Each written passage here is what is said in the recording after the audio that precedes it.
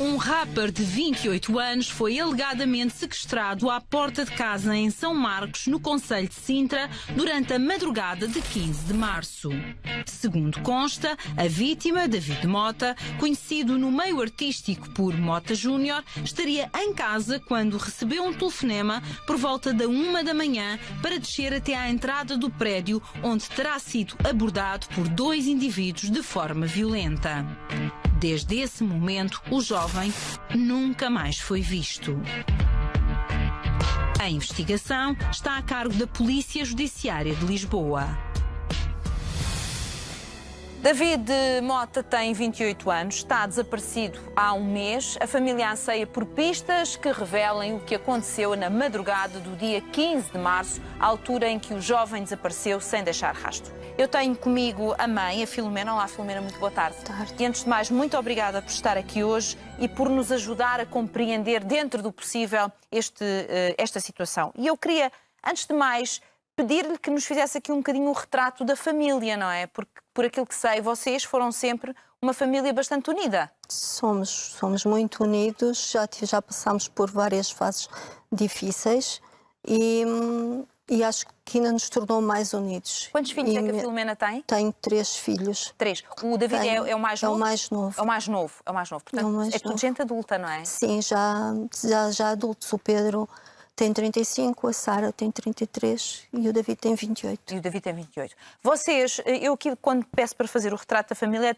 é até para podermos perceber que vocês movimentaram sempre em bloco enquanto família. Porque houve ali uma altura das vossas vidas em que o seu marido foi para a Inglaterra à procura de uma vida melhor. E estava com uma vida melhor e tinha um bom emprego e estava a ganhar bem. Vocês estavam cá ou vocês foram também? E nós estávamos cá.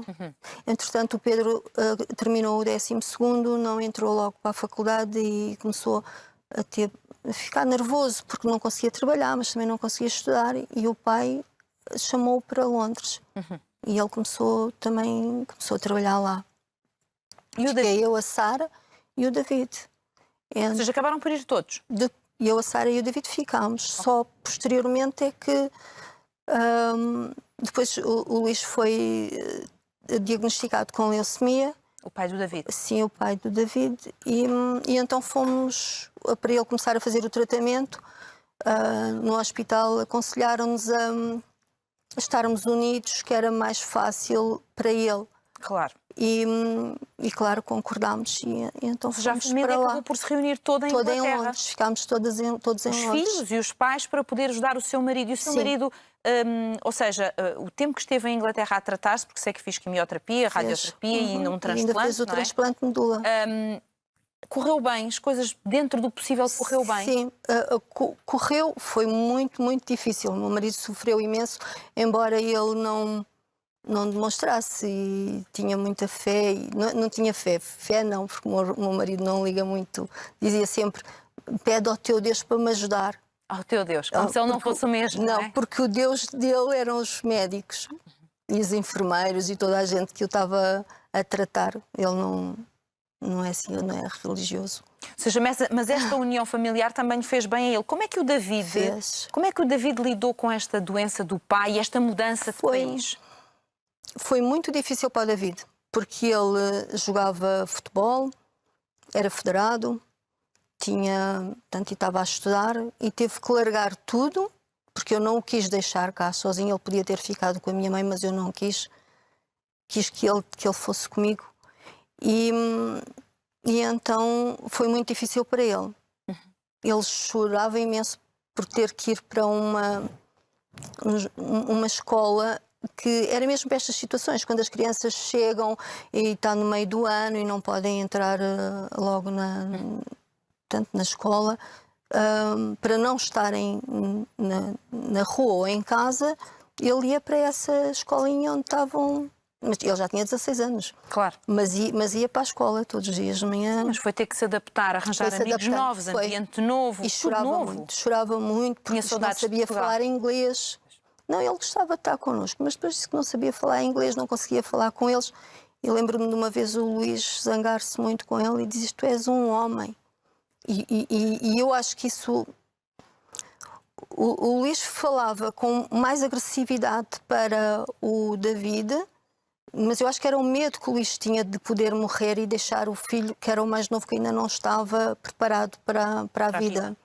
E então ele era muito agressivo para o David. Tu és um homem, tu tens que ir para a escola e não quero choros. Tu tens...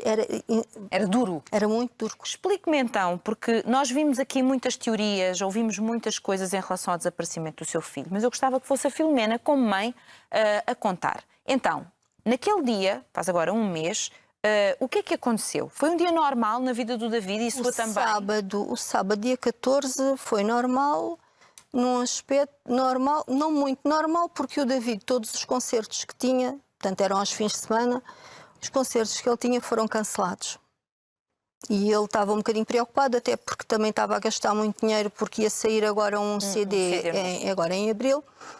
E tinha estado a fazer videoclipes e então estava um bocado preocupado. Não foi normal, porque ele estava ali ao pé de mim, que geralmente aos sábados ele vai... Exatamente, e para os concertos. Para fora, para os concertos. E geralmente é para o Porto, é para muito longe, e depois só regressa no domingo à tarde. Mas não, esteve lá o sábado todo. À tarde veio um amigo ter com ele. Ficaram os dois no quarto, lá com as músicas e com as coisas deles.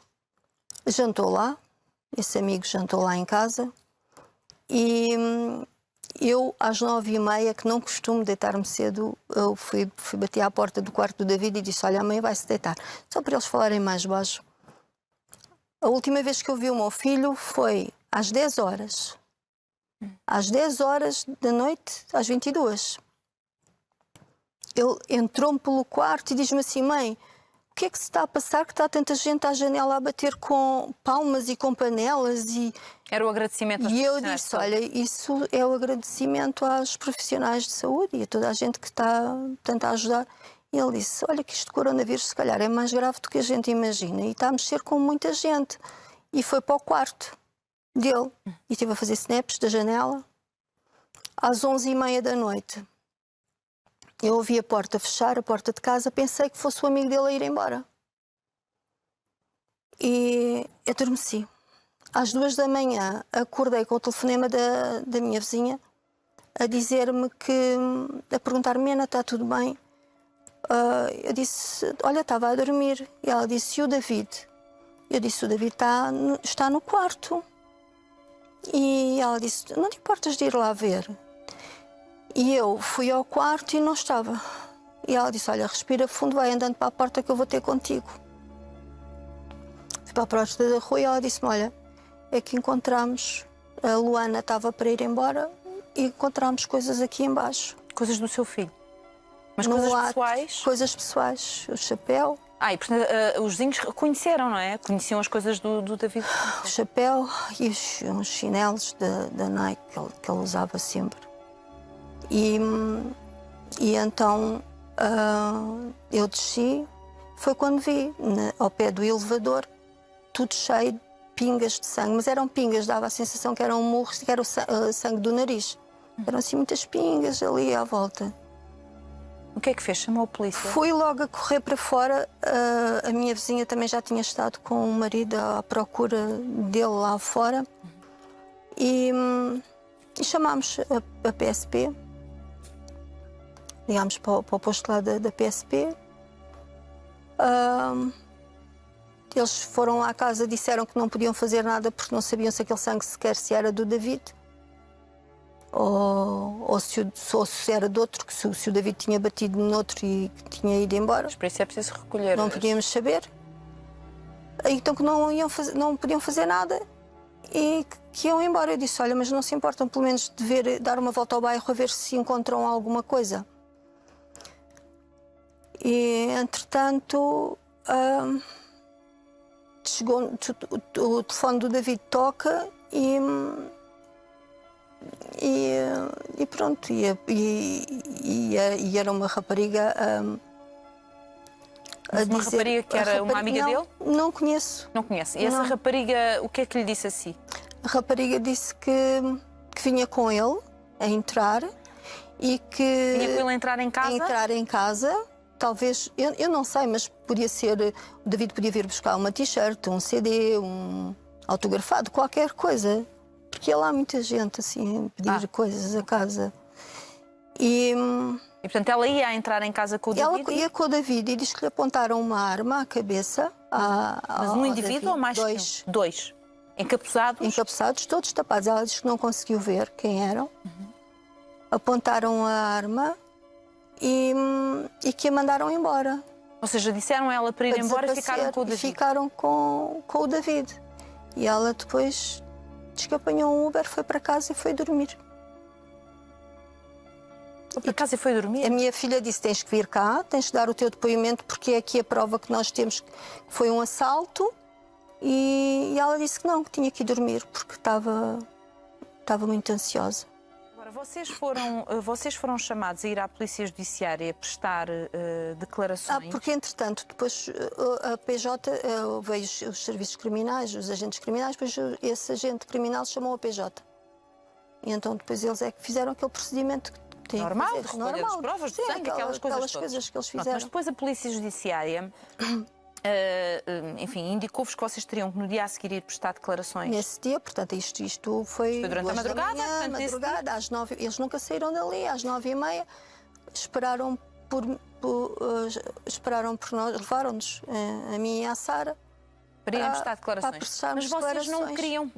Nós não queríamos ir porque o David tinha aquelas malitas assim pequeninas a tiracolo, onde tem a chave de casa, a chave do carro, os documentos deles, os documentos do carro. E, portanto, vocês tinham medo de, ao irem, a casa ficava livre? Ficava sem ninguém. E falámos várias vezes. Que não queriam ir por causa desse motivo? Não queríamos ir por causa disso, mas tínhamos. E eles insistiram que nós tínhamos que ir porque tinha que se fazer aquele depoimento. E vocês foram? E no carro da PJ, a Sara continuava a dizer, eu não estou bem. Como é que nós estamos a ir e a casa está sozinha? E eu liguei a essa minha vizinha e disse, por favor, vai vendo se o elevador vai até lá acima, se notas algum movimento, porque a casa está sem ninguém, nós viemos para a PJ. E a minha vizinha esteve sempre atenta, só que eles devem ter subido pelas escadas, não sei. Ou seja, e o que é que roubaram quando foram lá para dentro? Roubaram o dinheiro todo do David e roubaram o ouro todo do David. Mas só especificamente isso? Só especificamente isso. E foram exatamente ao sítio onde as coisas estavam? Foram exatamente, eles só no caminho, portanto, porque eu quando entrei em casa ao meio-dia, depois de vir da PJ, eu me deixava à porta e a porta estava no trinco. Só que é tanta ansiedade, tantos nervos, que eu pensei, será que eu deixei a porta no trinco? Pois. Só que depois estava a luz da casa de banho acesa. Portanto, aquilo tem um corredor, casa de banho acesa. E depois... Claro. Bem, nós vamos juntar o José Paulino a esta conversa. José Paulino, por favor, faça favor de sentar então ali ali na ponta, por favor. Muito obrigada por ter vindo também para nos debruçarmos sobre este caso, José Paulino. E eu gostava que comentasse este desaparecimento que já tem um mês e que, segundo sei, depois foram então disponibilizadas umas imagens num túnel onde se vê efetivamente o David a ser agredido, violentamente agredido por estes indivíduos que o raptaram. Como é que se procede à investigação destes casos? É que passou um mês e cada dia que passa esta família aperta o coração. Certo. Isto é um caso de facto preocupante, tanto mais que já decorreu precisamente um mês que um jovem está desaparecido e nós não sabemos o que é que aconteceu. O que é que se está a passar ou o que é que se passou. Os procedimentos nestes casos, e foi o que aconteceu, quando a mãe se apercebeu, chamou a polícia local, ou seja, a Polícia de Segurança Pública. A Polícia de Segurança Pública chegou, viu, acabou por chamar os elementos deles da investigação criminal, a investigação criminal deles, da PSP, também lá esteve, e de facto,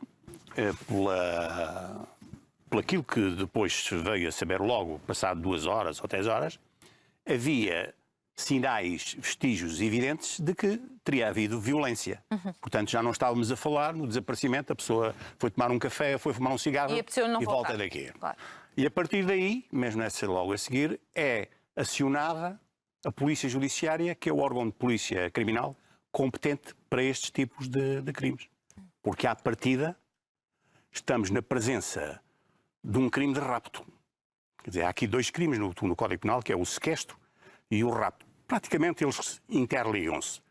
Mas o rapto tem uma moldura penal ainda mais pesada e, para mim, enquadra-se perfeitamente neste caso, porque o rapto normalmente é um crime. O sequestro é um crime em que a pessoa está ali, é privada da sua liberdade. No fundo, o que se pretende é privá-la só da sua liberdade, disto por aquilo. O crime de rapto é um crime instrumental, ou seja, a pessoa rapta outra para cometer, quer dizer, um roubo, extorsão, isto, aquilo, aquilo outro. E, portanto, como é mais grave, eu penso que tenha sido tipificado depois na investigação. A Polícia Judiciária normalmente será o piquete, o primeiro a chegar, não sei o quê. Mas nestes casos não é suposto, no caso do rapto, é suposto haver uma tentativa de pedir dinheiro à família ou não? É suposto? Quer dizer, o rapto engloba todas essas... todas estas variantes. Porque esta família não recebeu nenhum pedido de dinheiro. Exato. Pronto. Não, mas aqui, ao que tudo indica, e tendo havido depois um furto porque não estava ninguém em casa, não é? O objetivo, à partida, seria a apropriação de valores, porque normalmente o rapto é uma chantagem, ou pede dinheiro, ou pede isto, ou pede aquilo, ou exige isto, ou exige aquilo. Neste caso, parece que está, à partida, há assim definido que o crime aqui cometido visava a apropriação à partida, não é? Destes bens que de conseguiram. Bens materiais que, por vistos, são valiosos, não é? Ouro, isto e aquilo e aquilo outro. E não sabemos o que é. Já teve muito tempo para pensar nisto. Aliás, tenho a certeza que, como boa mãe que é, o seu pensamento está à volta desta situação, não só, também uma perda recente que teve da sua mãe. Enfim, têm sido muitas coisas dolorosas ao mesmo tempo. Mas no seu coração de mãe, o que é que acha que está a acontecer? Eu vejo isto como duas hipóteses e agarrei-me sempre à hipótese melhor para aguentar isto, que era, eles realmente aleijaram, o David fez-lhes frente, não quis, por não querer subir, saiu porta fora e eles apanharam depois naquele túnel ao pé que dá para o parque e provavelmente com aquilo descontrolou-se um bocado com eles. Eles deviam vir só para roubar, mas aquilo pode-se ter descontrolado pelo motivo dele os confrontar e as coisas correrem mesmo mal para o David e terem abandonado o David em algum lado. Por outro lado, que é o que me move e que eu oro todos os dias, dia e noite, passo os dias no quarto do David a fazer orações para ele aparecer são e salvo. Talvez ele consiga dar a volta aos bandidos e que eles o tenham em algum lado e que ele consiga, só que se está preso porque eles não podem fugir ou sabem que podem ser eventualmente apanhados se o libertarem. Porque o David tem uma forma de falar cativante. Eu às vezes dizia, David, eu gostava tanto de ter conhecido quando tinha 14 anos, porque tu tens uma maneira de falar e vês a vida e o mundo de uma forma que eu nem com esta idade conseguia ver. Ele tinha muita vontade de viver. Ele dizia-me assim, mãe, nós só temos uma vida. Tu tens que fazer as coisas que tu mais gostas, porque é a única hipótese que tu tens. Não te vão dar outra vida. Por isso, mãe, se eu tenho 200 euros e quero ir a determinado sítio que são 200 euros, eu vou gastar esses 200 euros, que amanhã eu vou conseguir ter mais dinheiro. Mas eu vou fazer porque é aquilo que eu quero. Ou seja, um filho também com uma grande capacidade de ensinar a mãe. Eu deixo aqui um apelo aos nossos espectadores, quem está a ouvir este testemunho da Filomena, que muito corajosamente veio até aqui. Se tiver alguma pista, seja ela qual for, por favor, entre em contacto com as autoridades ou entre em contacto aqui connosco, que nós vamos passar esta informação para as autoridades e vamos esperar, Filomena, permanecemos consigo. Eu quero acreditar que um destes dias vamos poder contar o outro capítulo desta história. Poderemos contar o que é que aconteceu e poder dizer que o David está bem. Queira Deus, vou juntar a minha vontade à sua também. Obrigada, muita coragem, muita força. Muito obrigada também por mais uma vez nos fazer uma visita esta